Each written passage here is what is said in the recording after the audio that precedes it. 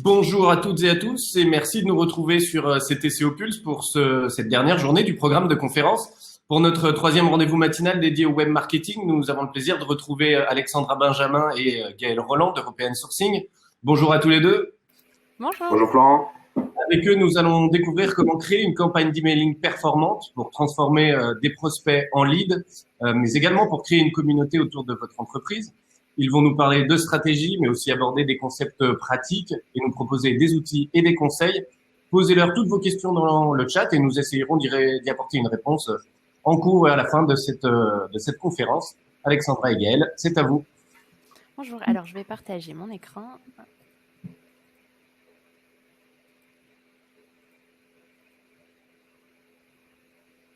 Là, c'est bon, vous devez voir mon écran. Donc, l'idée aujourd'hui, du coup, c'est de vous parler en fait de comment créer une campagne emailing, pourquoi et avec quelques petits conseils pratico-pratiques. Mais on va d'abord commencer par se présenter. Tu veux commencer, Gaël?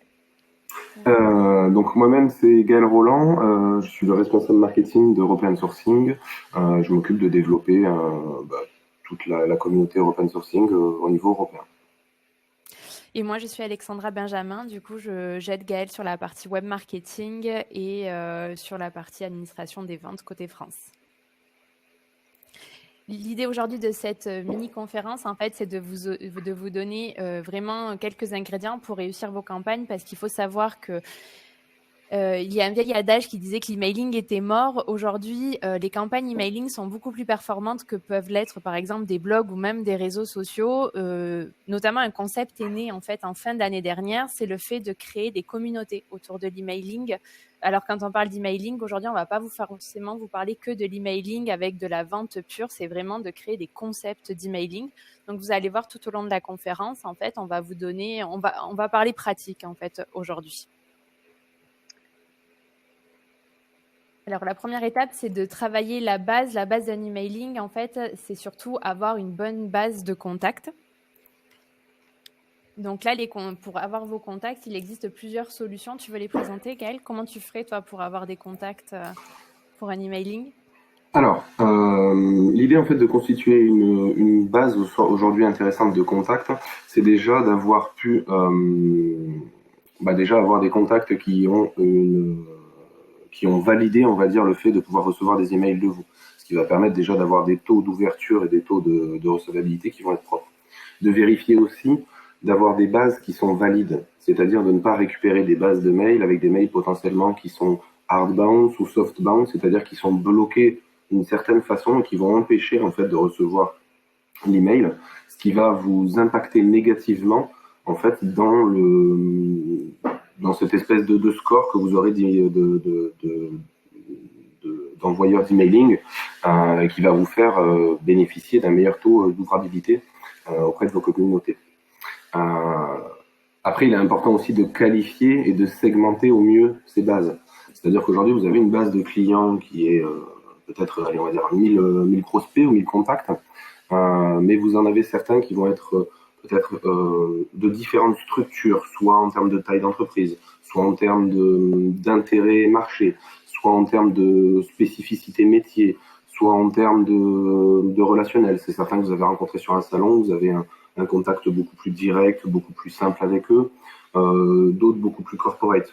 Donc segmenter, c'est en fait faire des petites bulles où on va regrouper les gens par typologie pour essayer de communiquer auprès de ces petites bulles d'une certaine façon. Parce que typiquement, si j'envoie un email à une société qui est spécialisée dans l'industrie automobile et que je la contacte avec un langage très automobile, très industrie, je vais capter rapidement son attention. Si ce mailing il est parti à quelqu'un qui fait de la pharmacie, ça va absolument pas l'intéresser. Et contre-effet, ça va être plutôt négatif plutôt que positif, parce que cette personne qui est dans la pharmacie recevra un mail qui ne lui est pas du tout adapté, va identifier par contre ma société et va se dire « Ah, bah lui, il n'a rien compris à ce que je faisais. » Donc, il va se désabonner. L'idée, c'est Nous, on le voit par expérience parce que du coup, on parle campagne emailing avec nos clients chez European Sourcing.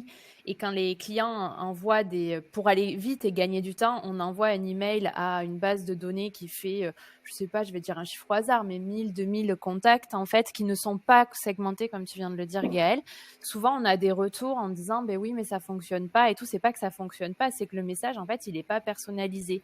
Et aujourd'hui, quand on parle d'objets pub, on parle beaucoup d'hyper-personnalisation. C'est très tendance aujourd'hui, les gravures nominatives, des choses comme ça. Et c'est pareil dans la communication. La communication, aujourd'hui, elle se fait de manière hyper personnalisée. C'est pour ça que on a développé le principe des chats, on développe le principe dans les réseaux sociaux des messages privés, on développe le principe des groupes, par exemple, sur Facebook.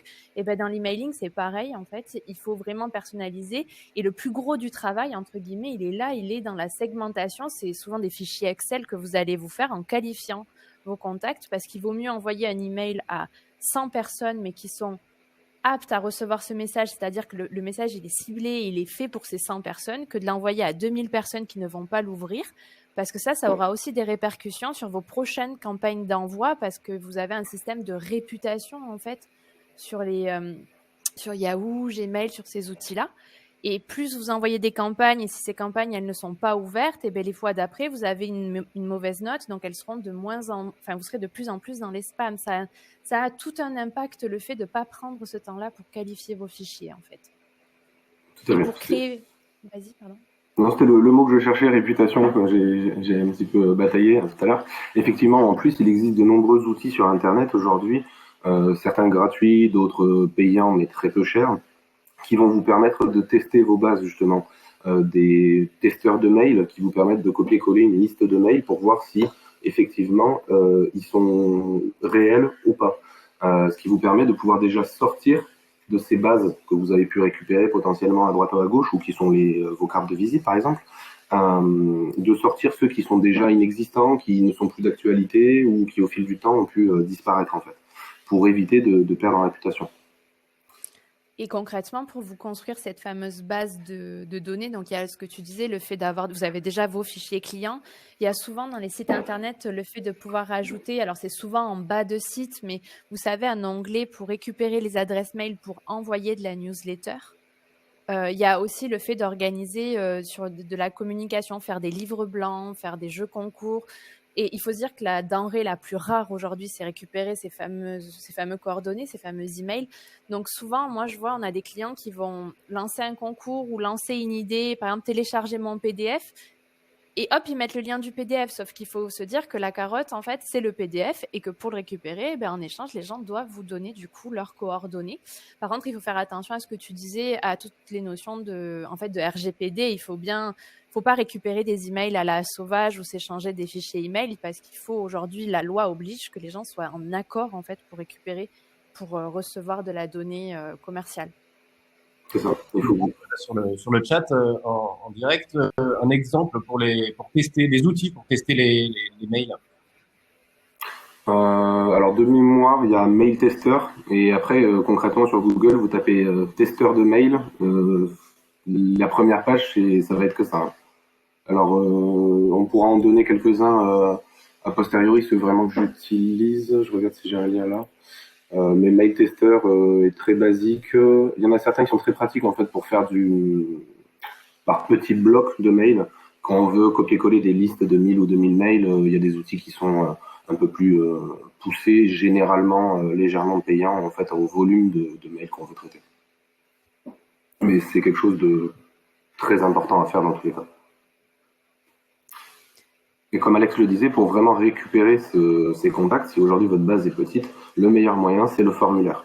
C'est apporter du contenu en fait intéressant à votre communauté en téléchargement, un visio, une webinaire, quelque chose comme ça, où vous allez leur demander de s'inscrire.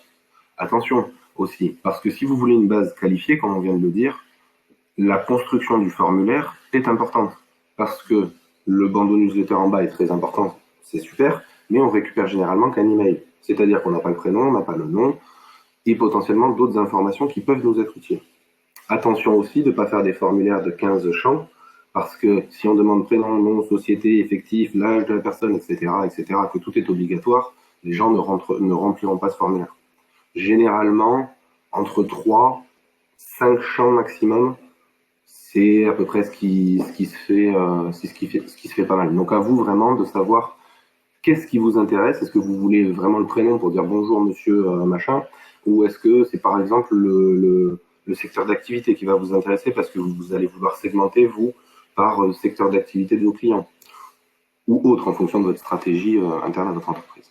Je me demande aussi justement si on a une base peut-être un peu restreinte, que pensez-vous de la location ou de l'achat de bases de données de mail et quid du RGPD dans ces cas-là? Alors, dans l'absolu, enfin là c'est vraiment à titre personnel, je pense qu'il n'y a pas de bonne ou de mauvaise réponse. Moi je déconseille pour plusieurs raisons. À l'époque, pourquoi pas. Aujourd'hui, non, parce que ces bases de données sont vendues à tout le monde. Donc tout le monde a la même, ce qui fait que si on les passe sur un mail tester ou quelque chose comme ça, on se rend compte qu'un gros pourcentage de ces bases sont pas viables. Et de plus, tout le monde a la même base. C'est-à-dire que tous les gens qui ont acheté cette base vont envoyer aux mêmes 1000 ou 10 000 personnes qui vont très rapidement se désinscrire de tout parce que généralement ils se sont inscrits sur un truc où ils n'ont pas fait gaffe, que la data a été récupérée et revendue à X ou Y. Et on a tous eu ça, on l'a avec le téléphone quand il se met à sonner par des prospects sur les mails. Donc je déconseille fortement. Aujourd'hui, si vous avez des réseaux sociaux, un site web, etc., sur des salons, vous récupérez les cartes de visite, vous pouvez faire des petites fiches pour récupérer des coordonnées. Il y a plein de façons de le faire et récupérer 20-30 contacts par-ci, 20-30 contacts par-là, etc. En quelques mois de travail, vous faites une base de plusieurs centaines de contacts facilement et au moins elle est qualifiée, vous allez pouvoir vraiment travailler avec et le retour va être sans comparaison même avec un achat de base de données. Surtout en plus si celui-ci est d'un métier plus ou moins proche, mais voilà. Moi je déconseille. Et puis je pense qu'il y a une vraie problématique sur l'outil d'emailing. Les gens pensent, ont à tort tendance à penser qu'il vaut mieux, qu'envoyer un email à 5000 personnes, c'est qualitatif. Mais c'est comme pour les réseaux sociaux, on en est revenu des fameux influenceurs qui avaient 10 000 abonnés, 20 000, 100 000 abonnés. Parce qu'en fait, ces gens-là ont une portée qui est moins importante et donc ont une capacité de vendre qui est moins importante que des gens qui ont peut-être que 1000 abonnés des fois. Et ben c'est pareil pour l'envoi d'emailing. Ça prend du temps, mine de rien, d'envoyer un email. Donc, il vaut mieux des fois l'envoyer à 100 personnes qui sont qualifiées plutôt que de se pavaner en ayant la plus grosse base de données, entre guillemets, à 5000, alors qu'en réalité, vous avez un taux d'ouverture qui est de 0 et quelques pourcents. Et c'est ce qu'on disait tout à l'heure avec la réputation, en fait. Plus vous allez, avec votre, mais ce que vous allez faire avec l'emailing, si vous envoyez, par exemple, sinon on envoie des emails avec le nom de domaine europeansourcing.com, c'est pas que les prochains envois d'emailing qui seront pénalisés, c'est aussi notre référencement naturel de notre site internet, en fait. Donc, en fait, tout ça a une action, est relié. Et c'est pour ça qu'il est important, moi, je pense, de revoir sa copie sur ça et d'arrêter d'acheter des bases de données. Enfin, moi, je suis assez d'accord avec toi, Gaëlle, sur ça. Il vaut mieux que vous ayez 100 personnes où vous savez qu'il y aura de l'interaction parce que même psychologiquement, quand on y passe du temps, c'est beaucoup plus intéressant d'avoir des retours plutôt que de l'avoir envoyé à 5000 personnes et n'avoir que 2 retours, par exemple. Et concrètement, en plus, généralement, ces achats de base ne sont pas donnés. Le budget que vous investissez là-dedans, vous pouvez largement mettre en place des actions. Payez-vous 2-3 landing pages avec des formulaires, payez-vous un livre blanc. Voilà, si c'est pas des compétences que vous avez en interne, vous pouvez tout à fait passer aujourd'hui par des gens qui sont là pour créer du contenu et vous apporter des choses différenciantes en plus. Parce qu'aujourd'hui, c'est facile d'acheter une base, d'envoyer un mail. C'est plus compliqué, on va dire, de réfléchir à créer un article, le mettre sur son site, même si ça reste simple, mais c'est quelque chose qui est moins naturellement fait, donc qui va vous démarquer en fait si vous le faites. Après, concernant... Vas-y, pardon. Alors, ce que je voulais juste dire, c'est que ce qui est important en fait dans une campagne de mailing pour savoir si elle est réussie ou pas, mais je pense qu'on l'abordera un petit peu plus en détail après, il y a vraiment 3 facteurs. Il y a le taux d'ouverture. C'est-à-dire que j'ai envoyé sur 1000 personnes, j'en ai 100 qui ouvrent, donc j'ai 10% de taux d'ouverture. Globalement, ça veut dire quoi? Ça veut dire que 9 personnes sur 10 n'ont pas été intéressées par l'objet de mon mail et la promesse que je leur donne. Donc, on va dire mon mail déjà il est raté. Ensuite, pour les 100 personnes qui vont avoir ouvert ce mail, je vais avoir le taux de clic ou le taux d'interaction, ou si jamais j'ai ce qu'on appelle un call to action, c'est-à-dire un bouton dans mon mail, généralement le mail renvoie vers quelque part, c'est-à-dire qu'il n'envoie pas vers 12 directions, sinon on perd, va renvoyer vers le téléchargement de mon livre blanc, va renvoyer vers une demande de contact, des choses comme ça. Et donc là, sur ces 100 personnes, je vais en avoir un pourcentage qui va cliquer pour me contacter. Et donc, si j'ai 10% au départ et que je me retrouve après avec 5-10% aussi, par rapport à la masse globale de contacts que j'avais, en fait, mon mailing, j'ai jeté une pierre dans l'eau. C'est-à-dire qu'il est plus négatif que bénéfique parce que, en fait, 9 personnes sur 10 le trouvent inintéressant. Et en plus, sur les 100 personnes qui l'ont ouvert, j'en ai X% qui n'ont pas été intéressés. C'est-à-dire que j'ai pas réussi à les convaincre ou attirer leur attention ou susciter leur intérêt pour qu'ils me contactent. Donc, vaut mieux partir sur une base peut-être de 500 prospects qualifiés ou même 200 et d'avoir, comme ce qui se fait aujourd'hui, plus dans le B2B, quand on a une bonne stratégie d'emailing, on est plus entre 30 et 55% d'ouverture et autour de 30% de taux de clic. Donc, ce qui veut dire que...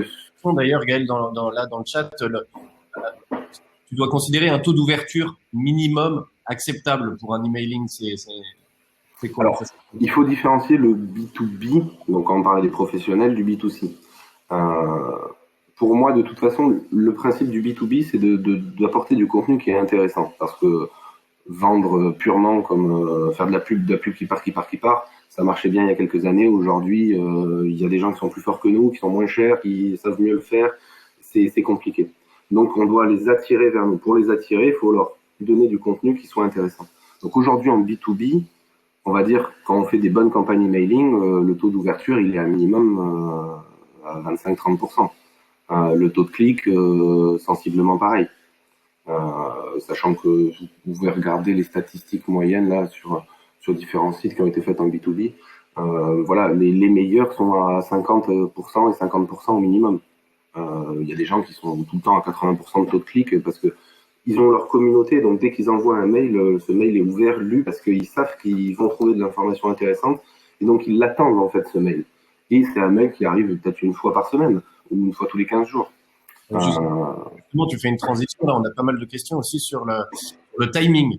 Alexandra, Gaël, je ne sais pas, la fréquence, à quelle fréquence faut-il envoyer des emailing meilleurs ça va dépendre de la taille de l'entreprise aussi et des capacités de l'entreprise. Moi, je suis toujours partisante, en fait, je me dis, il vaut mieux envoyer un email par mois qui est construit et qui crée une communauté.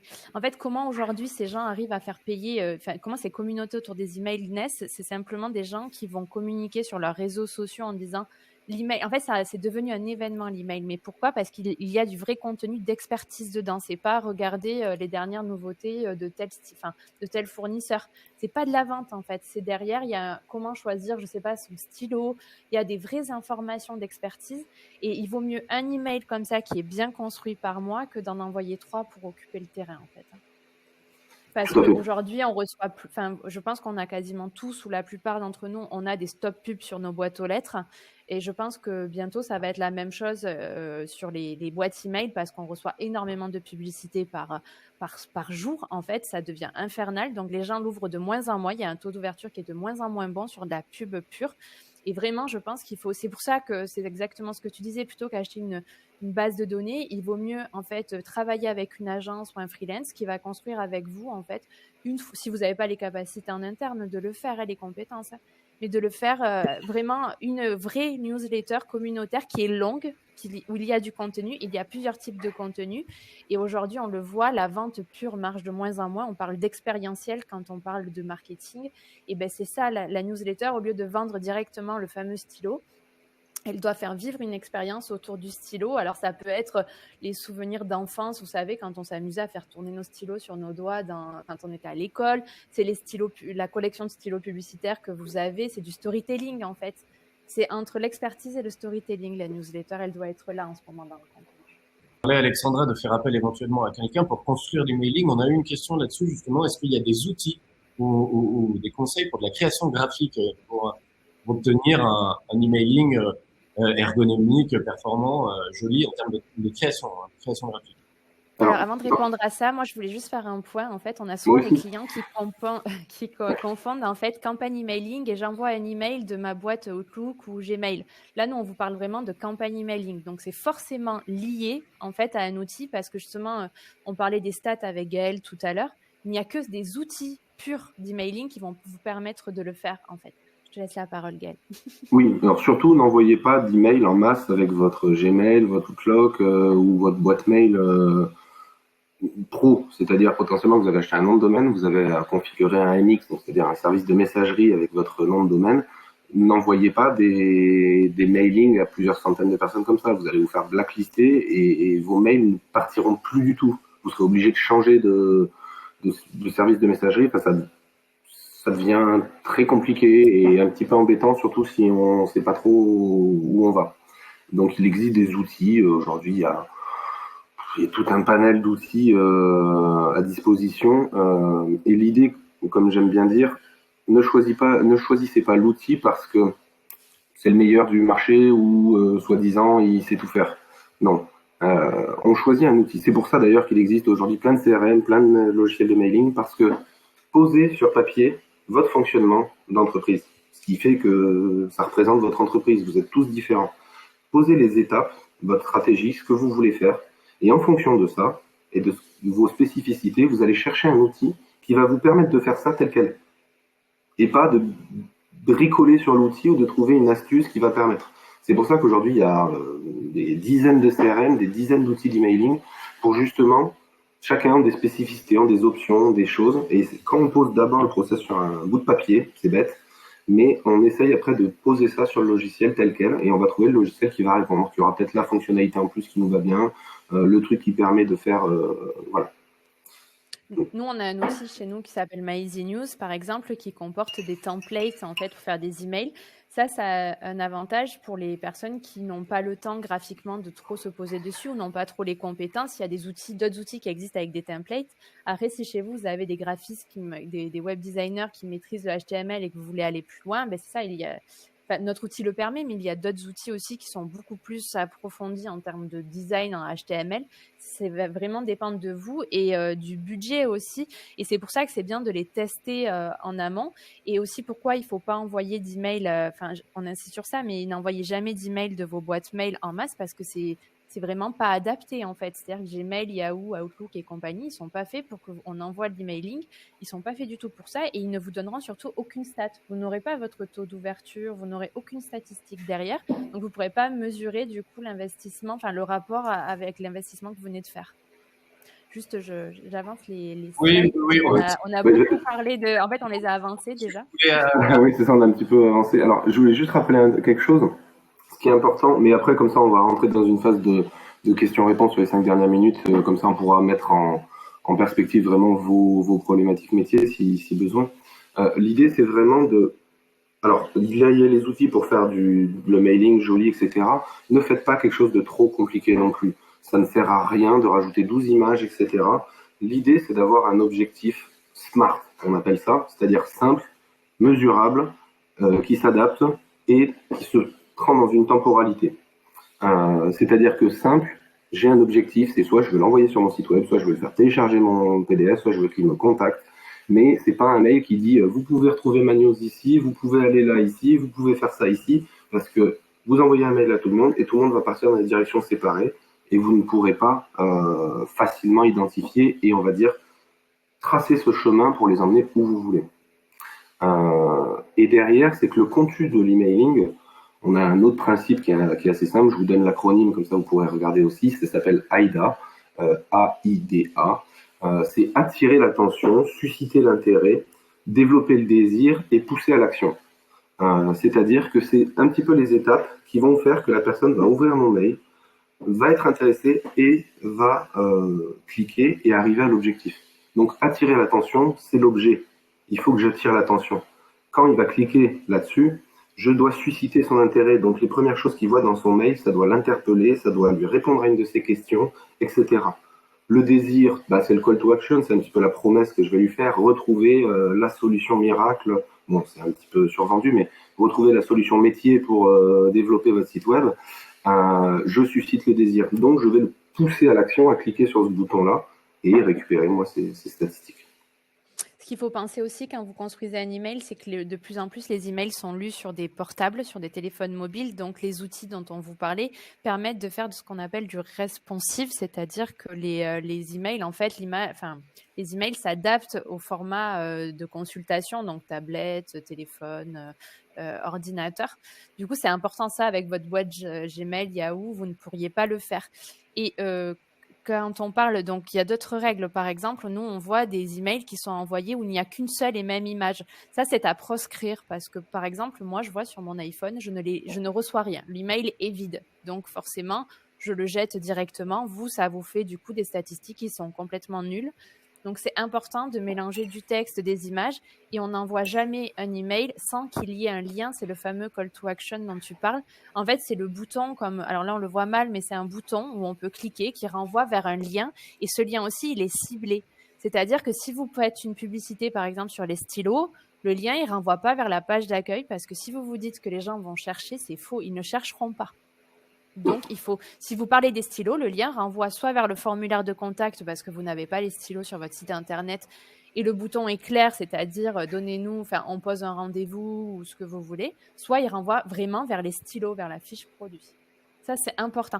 Ça demande du temps, en fait, mais ce temps-là va être rentabilisé. Alors que si vous le faites, entre guillemets, à l'arrache, rapidement, parce qu'il faut le faire et que vous n'avez pas le temps d'y consacrer, c'est là où ça va être un cercle vicieux, en fait, parce que vous n'aurez pas de retour et vous allez trouver que l'outil, du coup, n'est pas performant. Mais c'est pas ça, c'est la manière de faire qui n'est pas, en fait. Le plus simple, de toute façon, c'est vraiment, pour ceux qui étaient là en plus avec les réseaux sociaux mardi, l'idée, c'est vraiment, posez-vous votre process marketing. Ce que vous voulez atteindre comme objectif dans votre société, comment vous voulez l'atteindre, quelles sont vos valeurs, ce que vous voulez mettre en avant et quel est votre objectif. Je veux pénétrer ce marché-là, je veux être leader dans ma zone, je veux que toutes les PME du coin me contactent. Bon, voilà, chacun a son objectif. Posez-le vraiment et ensuite, vous allez pouvoir vous dire, ben voilà, les réseaux sociaux, je vais pouvoir communiquer comme ça avec eux pour leur donner de l'information, par exemple, le global sur le métier, etc., ce qui se passe. Le mailing, je vais l'envoyer à certaines personnes dans une stratégie spécifique. Ça va être pour travailler le contact ou quelque chose comme ça. Il faut vraiment avoir un objectif simple et de construire tout ce cheminement, en fait, pour répondre à ces objectifs. Parce que là, si on prend, par exemple, l'exemple là qui est sur le visuel, si c'est une newsletter là, de My Little Paris, bon, elle est sûrement très bien construite en termes de marketing, il n'y a pas de souci. C'est une newsletter. Donc, sa vocation, son objectif, c'est de donner beaucoup d'informations. Donc, si on regarde visuellement comme ça, c'est très chargé. Il y a beaucoup de call to action, parce qu'a priori, je peux cliquer en haut, je peux cliquer sur chacun des boutons, etc. Si vous, votre objectif, c'est de convertir quelqu'un vers une demande de contact, votre emailing ne ressemblera absolument pas à quelque chose comme ça. Ça sera quelque chose de beaucoup plus simple, beaucoup plus épuré, et qui va droit vers l'objectif cible, c'est-à-dire contactez-moi. Mais tourner d'une façon qui va donner envie, justement, en suscitant l'intérêt, en attirant, etc. etc. L'exemple de My Little Paris, c'est pour aussi vous faire, c'est ce qu'on avait dit lundi à la conf, ce qu'on avait dit à la conf mardi, pardon. C'est que en fait, ce qui se passe en B2C, arrive en B2B forcément. Et là, le principe des emailing, My Little Paris, c'est une des premières entreprises qui fait son business notamment avec l'emailing en fait. Et au lieu de vendre, par exemple, ils font des partenariats et au lieu de vendre directement le partenariat, le sujet de l'email est toujours très très très accrocheur. Et ça, c'est hyper important parce que c'est vraiment la première impression que vous faites. Alors, vous pouvez, avec des outils qu'on a donnés, vous pouvez les personnaliser. Par exemple, on pourrait avoir Alexandra et si on partait au paradis ou quelque chose comme ça, vous pouvez les personnaliser facilement avec une balise en fait et ça se fait automatiquement avec votre fichier si lui-même est qualifié, bien entendu. Mais c'est important aujourd'hui de travailler la phrase d'accroche en fait. C'est pire qu'un tweet en fait. Il y a encore moins de caractères que dans un tweet. C'est comment vous arriveriez à résumer votre emailing pour le rendre sexy en quelques caractères. Je rajoute 3 choses rapidement, comme ça vous pourrez aller fouiner pour approfondir un petit peu le sujet, puis après on laissera quelques questions rapides. 3 notions importantes, alors je ne vais pas pouvoir tout développer. L'A/B testing, c'est-à-dire que typiquement vous avez le même mail et vous avez un doute, quel est le meilleur objet, etc. J'envoie, potentiellement j'ai 1000 contacts, je fais 2 groupes, hop, 500 d'un côté, 500 de l'autre, j'envoie le premier mail et le deuxième au 500, etc. Et je change juste un élément, par exemple l'objet. Et derrière, ça amène sur mon deuxième point, regardez les stats. C'est-à-dire qu'une fois que vous avez fait vos campagnes, analysez les taux d'ouverture, les taux de clics, etc. pour améliorer ça, et en l'occurrence sur de l'A/B testing, choisir le meilleur. Et le marketing automation qui va vous permettre d'automatiser certains processus derrière d'envoi d'emailing. C'est ce qu'on disait là, notamment nous, notre outil, il permet aussi, mais d'autres outils le permettent aussi, mais de programmer un mail et on dit en fait, on programme un deuxième mail et les personnes qui ont ouvert le premier entre telle date et telle date vont recevoir automatiquement le deuxième. Donc vous n'avez entre guillemets qu'à programmer les mails et à donner en fait les critères du scénario qui va se mettre en place. Juste, j'insiste sur un autre point. Quand vous faites une campagne emailing, vous êtes obligé de mettre un lien de désabonnement. Les gens, c'est une mention légale, ça, vous êtes obligé de le faire. Les gens doivent avoir la possibilité, d'une manière ou d'une autre, de pouvoir se désabonner de votre campagne. Et le fait d'utiliser des outils comme on vous parle, ces outils-là vous permettent en fait de le faire automatiquement sans que vous ayez à le faire à la main, c'est-à-dire aller enlever la personne à la main de vos listes de contacts. Tu avais d'autres choses à rajouter, Gaël ? On peut en rajouter beaucoup, mais ouais. Là, je pense que dans le temps, ça va être après compliqué d'aborder. Donc, je sais pas s'il y a quelques questions, Florent, peut-être, s'il reste une minute ou deux. Beaucoup de questions, donc je rappelle à tout le monde d'ailleurs qu'on pourra probablement pas répondre à toutes, mais que Alexandra et Gaël obtiendront toutes vos questions et pourront vous y répondre a posteriori individuellement. On avait plusieurs questions sur, on revient au timing. Est-ce qu'il y a un jour et un horaire particulier à privilégier qui serait meilleur pour obtenir de bons retours via un emailing?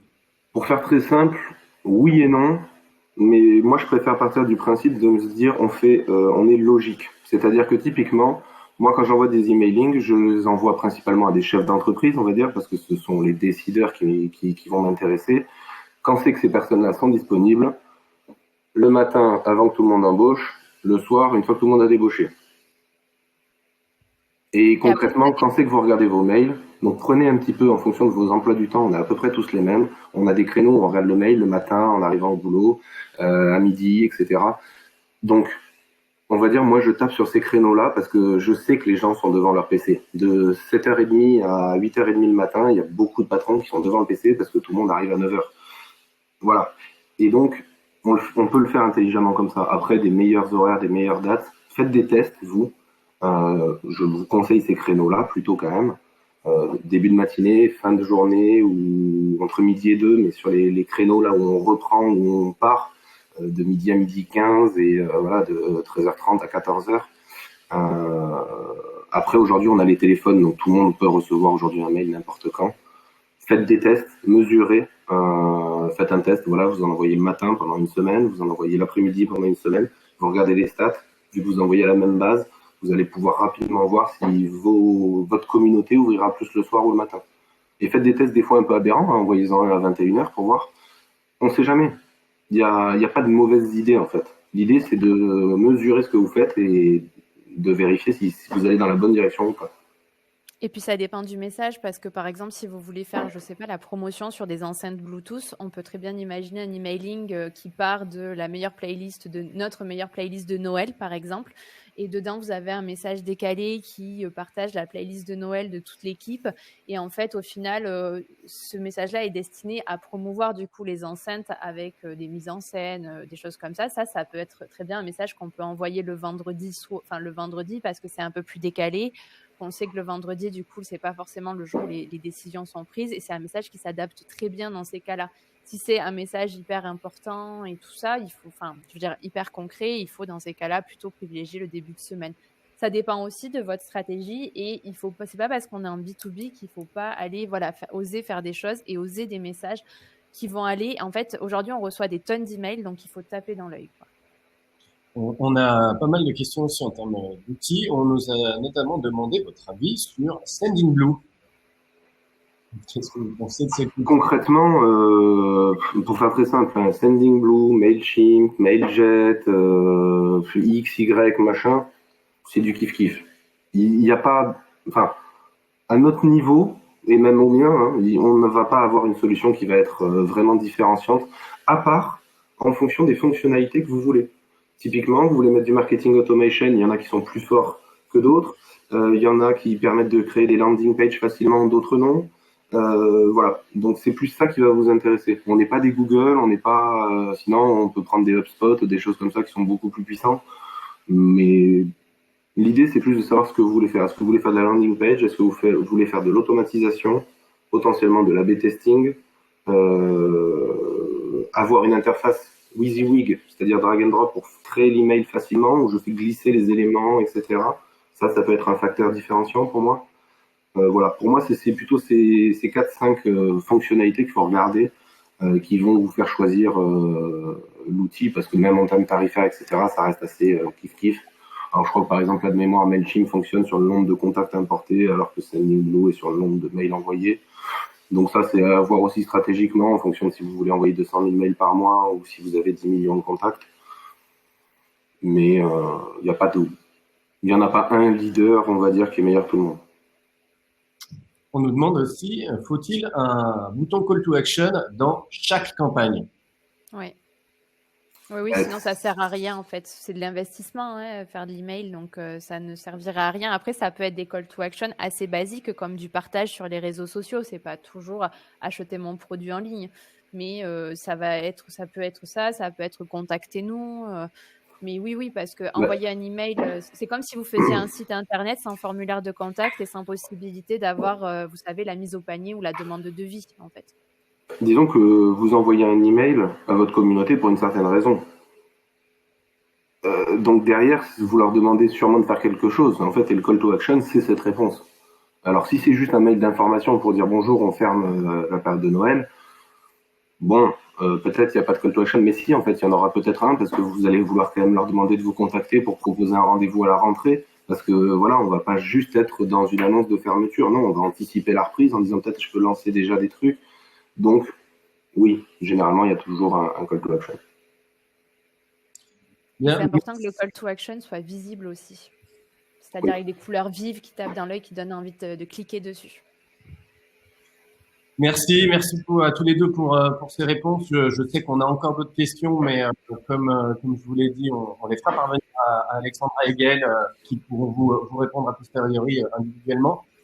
Merci à tous de nous avoir suivis. Prochain rendez-vous à 10h pour la conférence de la 2FPCO sur le thème de la RSE. Merci Gaël, merci Alexandra et merci à tous. Merci.